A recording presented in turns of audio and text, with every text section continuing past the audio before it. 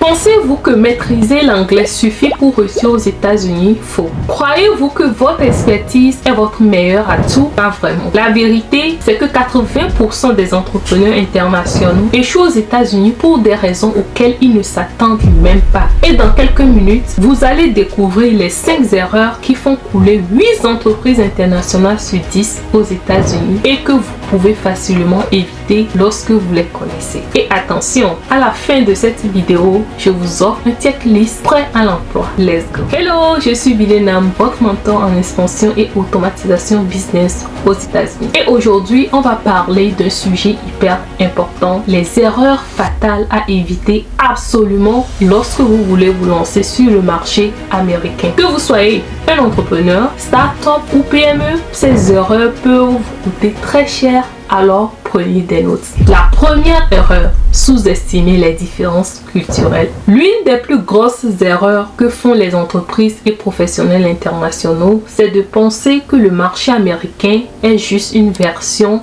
plus grande de leur marché local.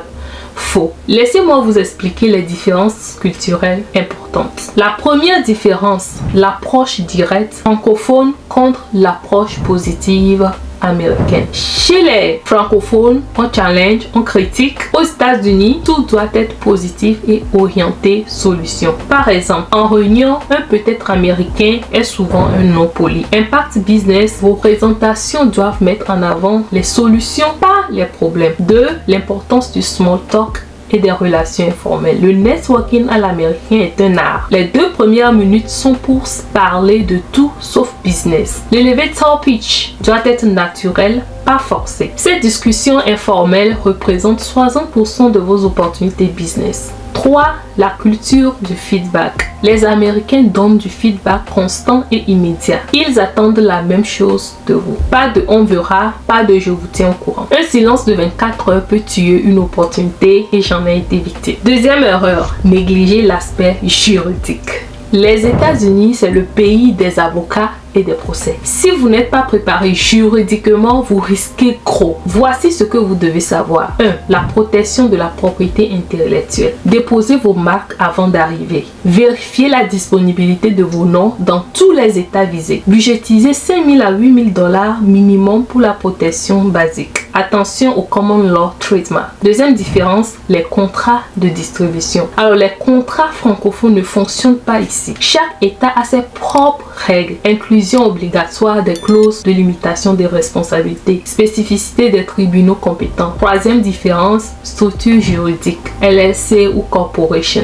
Impact fiscal majeur. Séparation stricte des entités pour la protection. Importance du corporate veil ou de maintenance annuelle à prévoir. Troisième erreur, marketing mal adapté. Le marketing qui cartonne sur nos marchés francophones peut complètement flopper aux États-Unis. Voici pourquoi. La première raison, le ton de communication. Les Américains veulent de l'enthousiasme 10x. Votre produit doit être amazing, awesome, incredible. L'understatement francophone est perçu comme un manque de confiance. Vos supports marketing doivent être refaits, pas traduits. Deuxième raison, l'importance des témoignages. Les reviews sont la première chose que les Américains regardent. Il vous faut minimum 20 à 30 avis positifs pour être crédible. Les témoignages vidéo sont 3 fois plus impactants. Donc, ayez une stratégie d'acquisition d'avis dès le lancement. Troisième raison, la stratégie de pricing. Les prix sont suspects aux États-Unis. La psychologie du point 99 est plus forte que sur beaucoup de marchés francophones. Le value-based pricing est la norme, c'est-à-dire le prix basé sur la valeur. Toujours inclure une option premium à prix élevé. Quatrième erreur, le service client inadapté. Les Américains sont ultra exigeants en matière de service client. Voici les standards qui tuent nos entreprises francophones. 1. La disponibilité 24 heures sur 24, 7 jours sur 7. Les Américains s'attendent à une réponse même le week-end. 67% des clients abandonnent après 2 tentatives sans réponse. Les solutions automatisation plus ou une équipe en rotation. Budget minimum 5 000 $ par mois pour une couverture basique, mais j'ai une solution qui vous fait économiser 4 900 $ par mois. 2. La rapidité de réponse. 30 minutes maximum en journée, 4 heures maximum la nuit. Système d'escalade automatique des problèmes. Vous devez prévoir des templates réponses prévalidé juridiquement. 3. La politique de retour. No questions asked pour les retours sous 30 jours. Le client a toujours raison aux États-Unis, même quand il a tort. Vous devez prévoir 10 à 15% de votre marge pour les retours. Procédure de retour en un clic obligatoire et vous avez besoin d'un système d'automatisation à ce niveau. 4. L'expérience client. Support en anglais natif obligatoire. Formation culturelle pour votre équipe, système de compensation automatique, programme de fidélisation adapté au marché américain. 5e erreur, mauvaise stratégie d'implémentation. Les États-Unis, c'est 50 États, chacun avec ses spécificités. Voici comment éviter le piège du tout de suite. Première stratégie, pour le choix de votre région test, analysez 3 critères: la démographie, la concurrence, les coûts. Commencez par un seul État, testez pendant minimum 6 mois et prévoyez un budget test minimum. Deuxième stratégie, les régulations locales. Il faut savoir que chaque État a ses propres lois commerciales. Les taxes de vente diffèrent par county. Il faut obtenir un permis spécifique par secteur. Le coût de conformité s'élève à 2 000 à 5 000 par État. Troisième stratégie, l'adaptation régionale. Le prix acceptable varie jusqu'à 40% selon les États. Adaptez votre communication à la culture locale. Créez des partenariats locaux avant de se lancer. Prévoyez minimum 3 mois d'études de marché par région. Quatrième stratégie, le réseau local. Rejoignez les chambres de commerce locales. Participez aux événements de votre industrie. Créez votre board of advisors local. Prévoyez un budget networking de 2 000 à 3 000 $ par mois minimum. Maintenant, pour éviter ces erreurs, voici votre plan d'action en 5 points. Premier point, étude de marché approfondie. Minimum 3 mois de recherche, budgétisé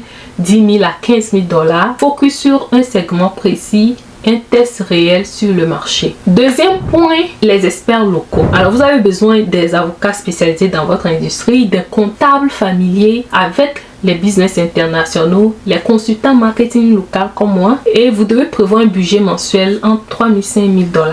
Troisième point, les tests limités. Commencez petit mais professionnellement. Validez chaque hypothèse, documentez tous les retours, pivotez rapidement si nécessaire. Quatrième point, faites une réservation financière, 18 mois de runway minimum, 30% de plus que votre budget initial. Ayez un plan B en cas d'imprévu. Vos lignes de crédit doivent être préapprouvées. Cinquième point, patience stratégique. Vous devez avoir une vision sur 3 ans minimum avec une croissance contrôlée et des KPI adaptés au marché américain, et vous devez faire une révision trimestrielle de votre stratégie. Alors, qu'est-ce que vous retenez? La réussite sur le marché américain ne dépend pas seulement de votre expertise, mais de votre capacité à adopter la mentalité américaine à 100%. Et si vous n'avez aucune idée de ce que c'est, veuillez télécharger mon guide sur le mindset du business américain. Deuxième point, créer des systèmes solides et évolutifs. Troisième point, investir dans les bonnes ressources, être patient et adaptable. En bref, le marché américain est une opportunité incroyable, mais il faut être préparé car la réussite appartient à ceux qui anticipent et s'adaptent. Et comme promis, je vous ai préparé un petit guide qui détaille un checklist de lancement général à contextualiser et qui est une continuité du guide sur le plan d'entrée sur le marché américain présenté dans la vidéo précédente. Le lien est en description. Téléchargez-le, appliquez ces conseils et rejoignez les 20% d'entrepreneurs qui réussissent aux États-Unis. Si vous avez aimé cette vidéo, n'oubliez pas de liker et de vous abonner. Dans les commentaires, dites-moi quelle est votre plus grande difficulté pour développer votre business aux États-Unis. Et dites-moi de quel pays vous nous suivez. À la vidéo prochaine pour plus de conseils pratiques sur l'entrepreneuriat aux États-Unis. D'ici là, portez-vous bien.